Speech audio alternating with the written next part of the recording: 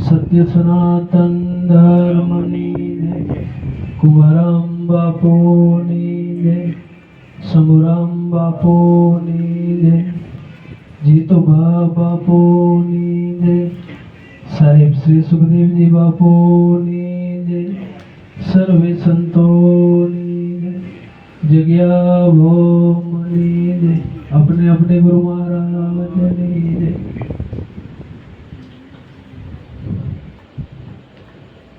सत्संग वाणी खूब सारी થઈ અને આપણે તો વાણી ને સત્સંગ બધું એક જ છે, છતાંય ખૂબ ભાવ છે તમારો, તો અમને એમ છે કે તમારું કંઈક સાંભળીએ અને અરસપરસનો બહુ મહિમા છે, અમારે થોડોક તમારો લાભ લેવો છે અને જૂના જોગી છે, બાપાની દયા થઈ છે ને કર્મ યોગે આ બધું ભેગું થયું છે, તો બિદલામ બાપુ રામ બાપુનો થોડોક લાભ લેવો છે અને વાણી સત્સંગ છે, સંતોનો સંગ થઈ જાય એટલે સત્યનો સંગ થઈ જાય છે, સંતોની દયાથી સંતોની કૃપાથી સત્સંગ મળે જીવને ધીરે ધીરે ધીરે ધીરે સત્યની પારખ જરૂર થાય છે।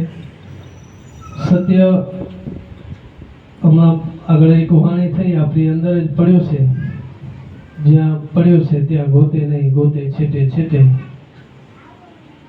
કારણ કે જગત અજાણ છે, એક ભૂલ્યો દૂજો ભૂલ્યો, ભૂલ્યો સબ સંસાર, એક ન ભૂલ્યા જ્ઞાની ગોરખ, જેને આ ભજન જેને મળી ગયું, જેને સદગુરુ મળી ગયા, એને આ સત્ય અંદર જ મળી જાય છે। બધા સંતોનો એક જ મત છે કે આપણી અંદર જે સત્ય વસ્તુ પડી છે, જે અનમોલ વસ્તુ પડી છે, એને ઓળખી એને પારખ કરી અને આપણું કામ કરવાનું છે। અને સંતો વાણી દ્વારા અફરતી ફરતી વાણી દ્વારા એક જ ઘરમાં આપણને લઈ જવા માંગે છે કે જે આપણી અંદર જે આત્મા છે એની ઓળખ કરવાની, આત્માને ઓળખ્યા વિના લક્ષ 84 નહીં માટે, ભ્રમણાને ભાગ્યા વિના ભવના ફેરા નહીં માટે। જો આપણે ભવના ફેરા મટાડવા હોય તો આ આત્માને ઓળખવો પડશે ને આત્મા ઓળખાય ક્યાંથી? સદગુરુના શરણ, એના માટે બીજો કોઈ રસ્તો નથી, એક જ ગુરુ મહારાજ। ગુરુ મહારાજ શાનકા આપે અને એ શાનકા ઉપર આપણે હાલીએ, એ કેમ આપણે કરીએ એવું ભજન કરીએ અને રેણીમાં રહીને તો પ્રગટ થતા સંતો એમ કે છે વાર નથી લાગતી, એમ આત્મ તો અંતરમાં રહે, ભજન કરો તો બેઠે, કે ભજનથી આ બેઠે, એમ ભજન વગર કામ ન થાય। દિલ દરિયામાં ડૂબકી મારો સિદ્ધ ભરોસો છેટે, કે આ હૃદયની અંદર ડૂબકી મારીએ તો તરત આપણે એ જગ્યાએ જઈ શકીએ છીએ। પણ સંતો જેમ બતાવે એવી રીતે જો આપણે રહી શકીએ, એ રેણીમાં રહી અને આવા વર્તન, આમાં ઘણું સુધારવાનું પણ આવે છે, જીવનમાં એ ઘણો ફેરફાર આવે છે। સંતોને મળ્યા પછી પણ આપણામાં એક થોડુંક બંધન આવી જાય છે, એ પણ આપણે બધું જોઈ અને વિચારીને સંતોએ કીધું છે પગલાં ભરવાના, કારણ કે જગત અને ભગતમાં બહુ ફેર હોય છે। જગત ક્યાંક અવળું હાલે છે અને સંતો ક્યાંક બીજે આપણે શંકા કરે છે, એટલે સંતોની શાન ઉપર રહી અને આપણે આ ભજન કરીએ તો જરૂર કામ થઈ જાય છે।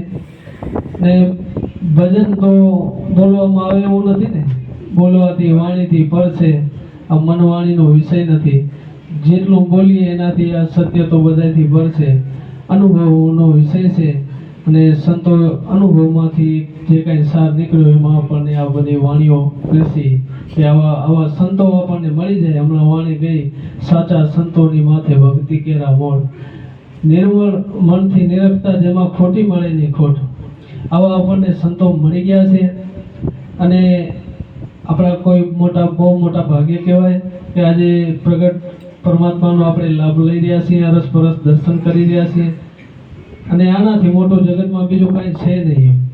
રામાપીરે કહ્યું છે કે સત્યા થઈને તમે સતમાં ખેલો, સતની સદાય સવાય, બાળના શરણે સિદ્ધ રામદેવજી બોલ્યા, સતથી આગળ કાંઈ નથી બીજું, એમ કે આનાથી આગળ હવે જગતમાં બીજું કાંઈ છે નહીં। અને આવી વસ્તુ આપણને મળી ગઈ છે તો આપણને કેટલા મોટા ભાગ્ય કહેવાય, એમ કેટલી મોટી વાત કહેવાય કે આવા હળહળ આજે સમયે બહુ હળહળ કળીયુગ ચાલે છે ને એમાં આવા સંતોનું મળવું, આવો અસલી સત્સંગ મળવો, આવી પ્યોર વાણી મળવી બહુ જ દુર્લભ છે, બહુ જ દુર્લભ છે. એક આપણે સંતોના મત લઈએ છીએ કે કેટલાય કર્મો આપણા ભેગા થાય ત્યારે મનુષ્ય અવતાર મળે છે અને એમાં કેટલાય મહાન કર્મો હોય ત્યારે આવા સદગુરુ મળે છે. એટલે આપણને આવું બધું મળી ગયું છે અને આવું મળ્યા પછી આપણને તો રોજ નિત્યતાનો વિરાગ સવાયો ચડે, ભાવ પ્રેમ લગ્ન ભજન ઉપર વધે, સંતોમાં પ્રેમ બંધાય અને તો જ આપણું ભજન હાલે અને એ વધે જ છે. સત્સંગ જેને મળે એને તો કાયમ વિરાગ ટકી રહેશે. રોજ નિત સત્સંગનો બહુ જ મહિમા છે ને આપણને મળી ગયો છે. હવે સંતોની વાણી તો એક આપણે રોજ એને આપણો ખોરાક છે, કારણ કે સત્સંગ મનનો ખોરાક છે. આ દેહરૂપી સંતાનને ઓળખવાની વાત કરી સંતોએ કે સંતાન સમજી લે ભગતભાઈ તારે આગળની ઓળખાય, કે જે આપણો આ દેહ છે પાંચ તત્વોનો, એનામાંથી આ સત્યની આપણે ઓળખ કરવાની છે. આ સતથી બન્યો છે અને એમાં ભગવાને બે તાર મૂકેલા છે. એ તારમાંથી આપણને આનો તાર લાગે છે. સતથી બન્યો સંતાર માય ઓહમ સોહમ તાર બે મિલાય, હરદમ સંતાર હેતે વાગે વાગે ગઢડાની માય. આ પરમાત્મા બોલી રહ્યા છે, આ અહોમની સ્વાજા વાગી રહ્યા છે, એને નાદ કીધો, એને ઘણા પ્રકારના નામો દીધા છે, રણુકાર કીધા છે, પણ મૂળ વસ્તુ આપણે એ ઘરની અંદર ગગન મંડળનો ખેલ છે બધો. અહીંયા સંતો આપણને ઈશારો કરે છે કે આ અખંડ જે વાગી રહ્યો છે એમાં તારમાં તાર મળી જાય તો આપણું તરત કામ થઈ જાય એમ છે. કે પેલા આપણે આની શરૂઆત ભજનમાં સંતોએ બતાવ્યું કે આમાં ચડતા કે પચરંગી સંતાન અખંડ વાગે સોન શિખર ગઢમાય, કે આપણો આ ક્યાં વાગી રહ્યો છે. એક મેકરનાડાએ વાણીમાં કીધું છે ને, મારી મેના બોલે ગઢને કાંગરે, એમ બધાય સંતોનો આ ગગન મંડળનો ખેલ શૂન્ય શિખર ગઢનો જ વાતો આપણે બધી વાણીઓમાં આવે છે કે પચરંગી સંતાર અખંડ વાગે સોન શિખર ગઢમાય, નીલા પીળા લાલ વાદળી સફેદ તેજ ઝબકાય, સંતાર સમજી લે ભગતભાઈ તારે આગળની ઓળખાય. આ પાંચ તત્વના પાછા આપણને સંતોએ રંગ પણ બતાવ્યા, નીલો પીળો લાલ સામને સફેદ.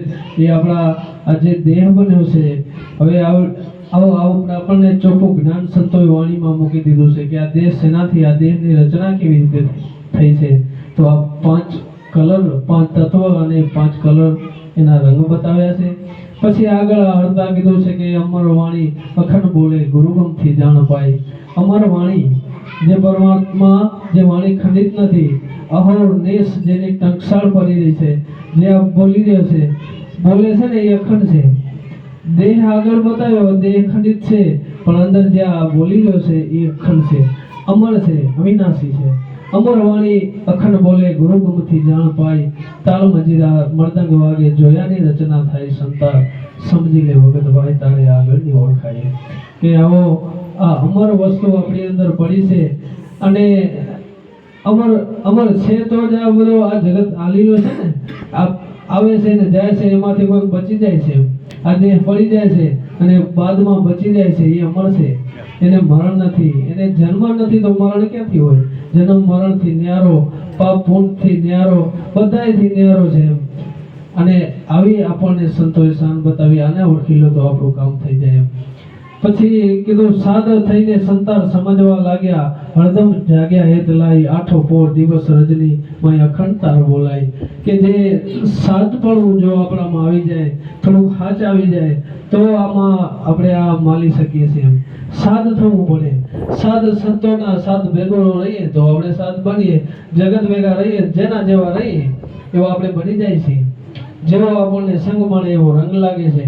તો જેને આ સાચા સંતોનો સંગ મળી જાય છે એ ચોક્કસ સાધુ બની જાય છે. એક દિવસ સાધની સાધના કરે એટલે સાધુ થઈ જાય છે.